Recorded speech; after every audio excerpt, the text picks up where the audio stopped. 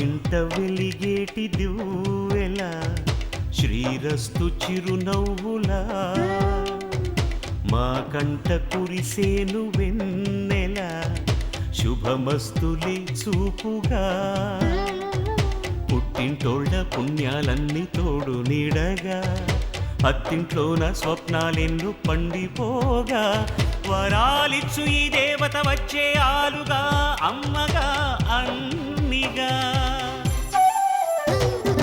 మా ఇంట వెలిగేటి దివ్వెల శ్రీరస్తు చిరునవ్వులా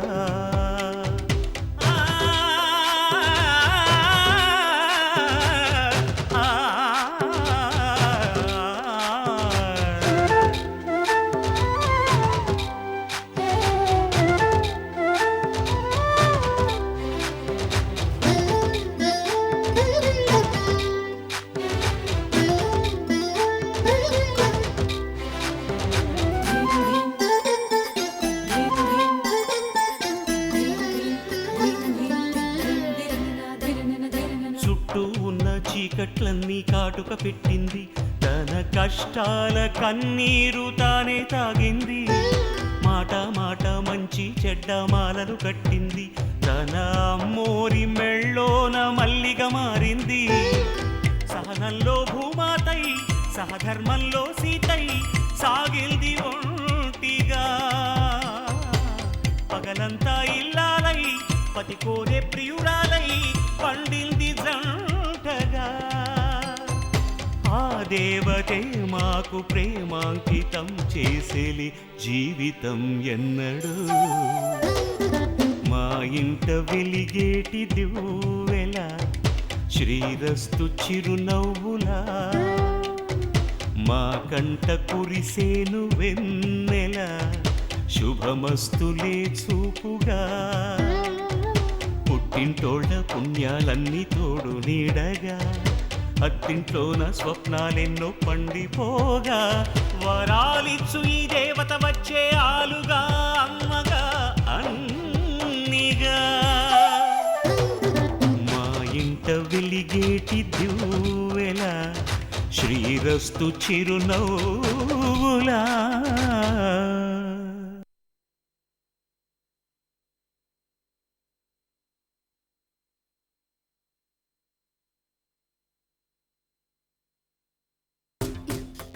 మాటే వద్దు అంటే నాకు ఇష్టమని నువ్వు కూరలు చేయడం ఏంటి నన్ను భోజనానికి పిలవడం ఏంటి నీకు అసలు రోషం అనేదే లేదా చీపో అంటున్నా మళ్ళీ మళ్ళీ మా చుట్టూ తిరుగుతావేంటి మళ్ళీ మళ్ళీ చెప్పించుకోకు నాతో మాట్లాడే ప్రయత్నం చేయకు నేను అసలే కోపం మీద ఉన్నాను వెళ్ళో ఓయబ్బో బయలుదేరారండి పెద్ద రోషగాళ్ళు ఆయన పులి ఇదొక పులి పిల్ల ఎంతగానో ఇలా మాట్లాడకుండా ఉంటారే నా ఆశలు అడగకుండా నువ్వు మీ నాన్న దగ్గర బతకగలవా తెగ మాట్లాడేస్తున్నావు ఎవరినో బయటికి పంపిస్తే నువ్వేదికే తెగబెగ తీసుకుంటున్నావు ఎవరినో బయటికి పంపావా మా అన్నయ్యకి ద్రోహం చేసి మోసం చేసి బయటికి పంపావు ఆయన ఒక అన్న ఇదొక చెల్లెలు నువ్వేమన్నా వాడు రక్తం మచ్చుకు పుట్టావా అన్నా అని తెగిదైపోతున్నావు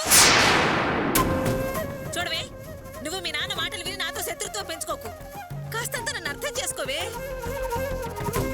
నీకంతో ఎంతో ఆస్తి ముట్ట చెప్పాలనే కదా నేను ఇదంతా చేసేది అది తెలుసుకోకుండా అలా మూతి పుడుచు కూర్చుంటావేంటే నేనేమైనా పోయేటప్పుడు నెత్తిన పెట్టుకుపోతానా ఏం చేసినా మీకోసమే కదే కాస్త బుర్ర పెట్టి ఆలోచించవే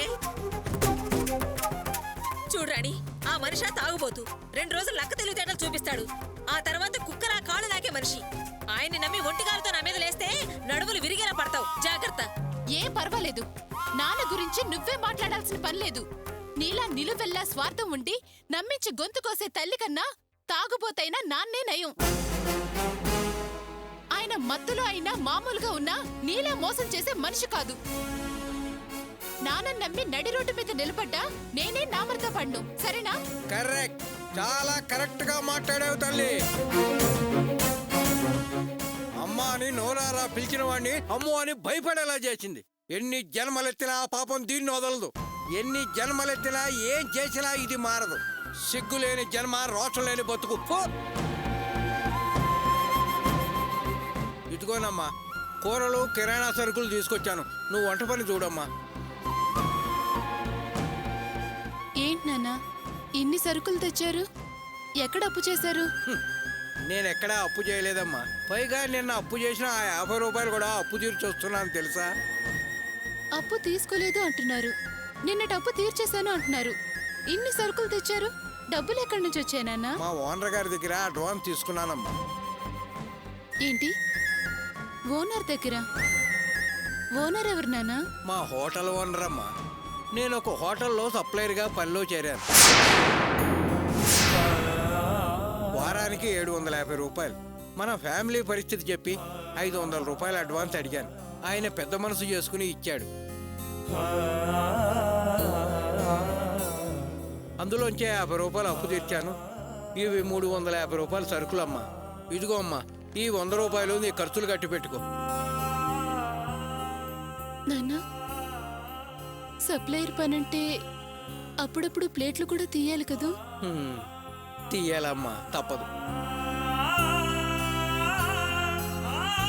అయినా అది నేను తప్పు అనుకోవట్లేదు. అలా ప్లేట్లు ఎత్తుతూ నాలో చెడుని తుడిచేస్తున్నట్టు మనసులో అనుకుంటున్నానమ్మా. ఇదిగోనమ్మా, తీసుకో, ఉంచుకో అమ్మా. నాన్న, నువ్వు అలాంటి పనులు చేయగలవా? చెయ్యాలి అనుకుంటే ఏ పని తప్పేం కాదమ్మా. చేసే పనినే తక్కువగా చూడటం తప్పమ్మా. ఇన్నేళ్ళు పని పాట లేకుండా తిరిగి తప్పు చేశాను. అంతకన్నా ఇది తక్కువైన బతుకేం కాదమ్మా. ఇంత వయసు వచ్చాక ఇప్పుడైనా పనికి వెళుతున్నందుకు చాలా సంతోషంగా ఉందమ్మా. సర్లే సర్లే, నువ్వు వెళ్లే ముందు ఆ వంట పని చూడమ్మా, వెళ్ళు. ఇదిగో, లేనిపోరు పౌరుషాలకు పోయి పనికి మళ్ళీ పనులు చేయకు. నీ ఒళ్ళు పనికి వంగదు కానీ నా మాట విను. వాడంటే వయసులో ఉన్నాడు, ఏ కష్టమైనా పడగలడు. నీ వల్లేమవుతుందయ్యా. వంట చేసి పెట్టాను కానీ పంతాలకు పోకుండా వచ్చి తినండి. నీ గొంతు నిన్ను తాకిన మహాపాతకమే, పోతలకే. ఏంటే, నువ్వు చేసిన పాపాలన్నీ పాకం బట్టి ఆ పాకాన్ని మా చేత తినిపించాలని చూస్తున్నావా? జై, మళ్ళీ ఈ ఛాయలకు వచ్చావంటే మర్యాద ఉండదు, పోతలకే.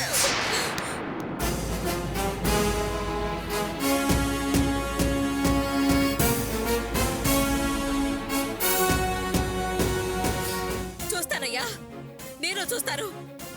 ఎన్నాళ్ళు ఇలా ఒంటరిగా ఉంటూ వండుకు తింటానో నేను చూస్తాను. భాగ్యం అంటూ బిక్కమొహం వేసుకుని రాకపోతావా? అది నేను చూడకపోతానా? చూడవే, బాగా చూడు. చూడు, నేను నీ దారికి వస్తానని మాత్రం కల్లో కూడా అనుకో మాకు. అమ్మా, దాని సంగతి మనకు కొత్త ఏమిటి? వెళ్ళమ్మా, వెళ్ళి వంట పని చూడు, పో.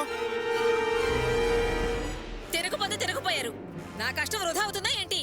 నేనే తింటాను. తిను, కక్కొచ్చేదాకా తిను. ఛీ!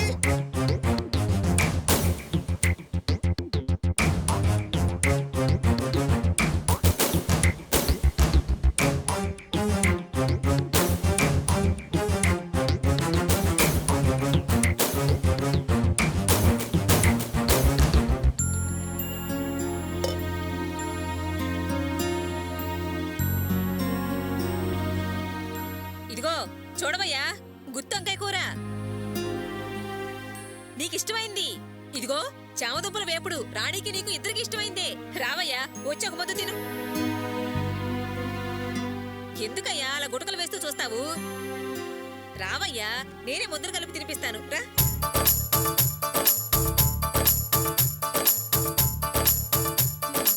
అబ్బా, చాలా రుచిగా ఉందయ్యా.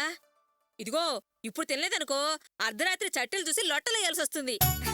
రాజులాగా వచ్చి కూర్చొని ఒక ముద్ద తినవయ్యా, రా. నిన్ను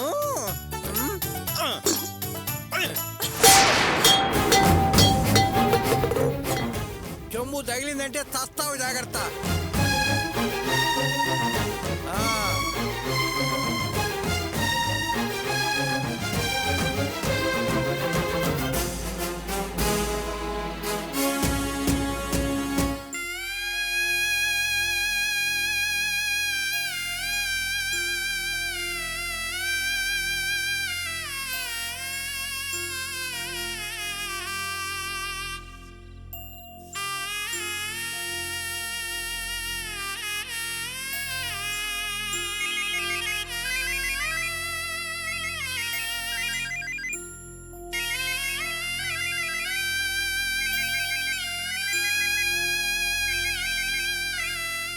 ఎవరు భాష ఫోన్ చేస్తున్నాడు.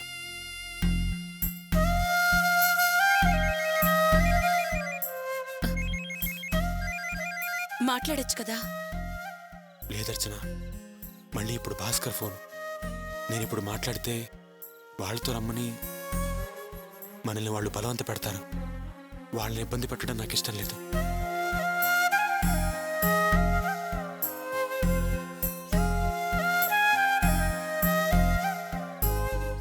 బాబు వెళ్ళండి అయ్యా, టైం అయిపోయిందమ్మా. వెళ్ళండి వెళ్ళండి బాబు, మీకే చెప్పేది, లేకండి. వెళ్ళాలి వెళ్ళాలి, లేకండమ్మా.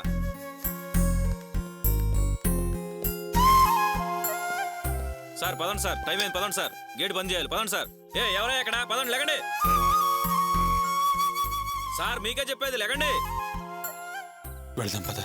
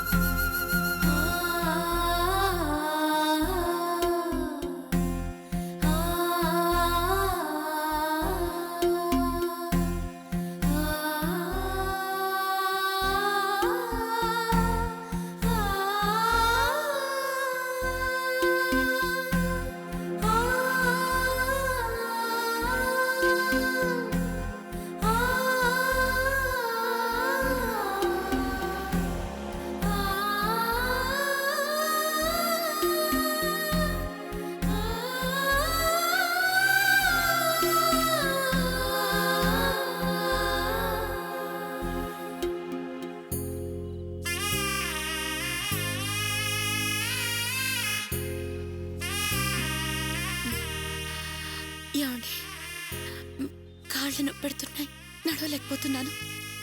ఎక్కడైనా కూర్చుందాం, కొంచెం ఓపిక పట్టు. నడవలేకపోతున్నాను. సర్లే, అటు కూర్చుందాం రా.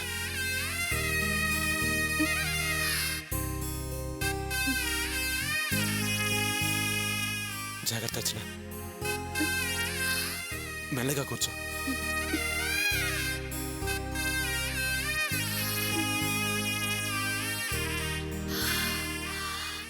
ఏమండి, మనం ఎక్కడికి నడుస్తున్నావు?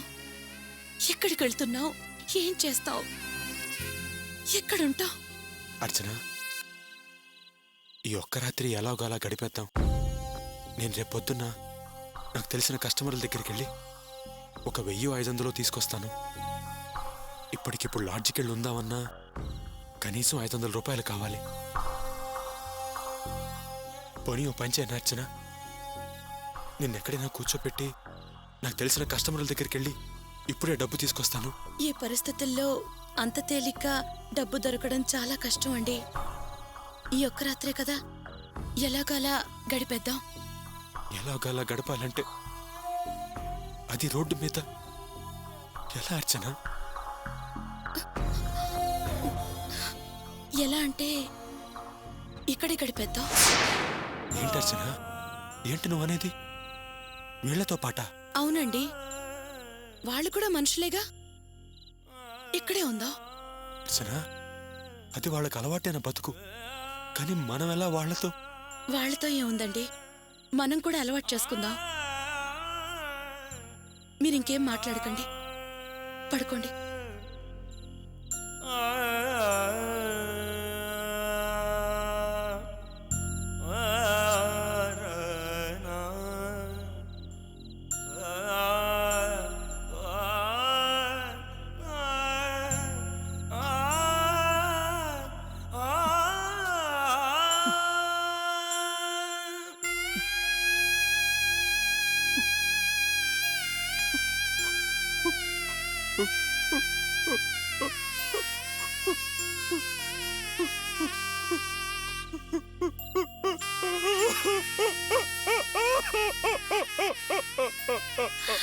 ఏమండి, ఏమండి, ఏమండి, ఏమైందండి? ఎందుకు ఏడుస్తున్నారు? ఏమండి, ఏమండి, ఏడవకండి. ఏమండి, ఏమండి, ఏడవకండి, ఏడవకండి. ఏమైంది? ఎందుకు ఏడుస్తున్నారు? చెప్పండి. తప్పు చేశాను అర్చన, జీవితంలో చాలా పెద్ద తప్పు చేశాను. నిన్ను పెళ్లి చేసుకుని నీ జీవితాన్ని నాశనం చేసేసాను అర్చన. నువ్వు నన్ను పెళ్లి చేసుకోలేదు అర్చన, నాతో పాటు నా కష్టాల్ని పెళ్లి చేసుకున్నావు అర్చన. గుర్తుందా, మన పెళ్ళైన కొత్తలో నా మీద కోపం వచ్చి నువ్వు మీ పుట్టింటికి వెళ్ళిపోయావు. నువ్వప్పుడు అక్కడ ఉండిపోయినా పోయేదర్చన, ఈ పాటికి అక్కడ నువ్వు సంతోషంగా ఉండేదానివి. లేదా నువ్వు ఇంకెవరిని పెళ్లి చేసుకున్నా సుఖంగా ఉండేదాని వచ్చిన. మీ అమ్మగారికి నిన్ను మహారాణిలా చూసుకుంటానని మాటిచ్చాను. కానీ కానీ ఈరోజు నిన్ను నిన్ను ఈ ముష్టి వాళ్ళతో పడుకోబెట్టాను అచ్చరా. లేదండి, లేదు. లేదర్చన, నేను పాపాత్ముడిని అర్చన, పాపాత్ముడిని. నేను అసలు మనిషినే కాదర్చన. చూడండి చూడండి, మనం ఎక్కడున్నా ఏంటండి? హ? మనిద్దరం ఒకే దగ్గర ఉన్నాం, దానికి నాకు సంతోషంగా ఉంది. నాకింకేం వద్దు, మీతో పాటు నేను ఎక్కడైనా ఉండగలను, నాకేం కష్టం లేదు. మీరు ఏడవకండి, ఏడవకండి. అర్చన, నేను నా పుట్టిన తర్వాత నా జీవితంలో అందరి కోసం కష్టపడ్డాను అర్చన. నేను నా కోసం ఎప్పుడూ కష్టపడలేదు. నన్ను నువ్వు నమ్ముకొచ్చావు. నిన్ను బాగా చూసుకోవాల్సిన నేను నిన్ను నడి రోడ్డు మీద కూర్చోబెట్టేశాను అర్చన. నన్ను క్షమించు అర్చన, నన్ను క్షమించు. చూడండి, నన్ను ఇలా క్షమాపణ అడిగితే నాకు కోపం వస్తుంది. మగవాళ్ళు ఏడవకూడదు, అది మంచిది కాదు. ఏడవకండి, దయచేసి ఏడవకండి.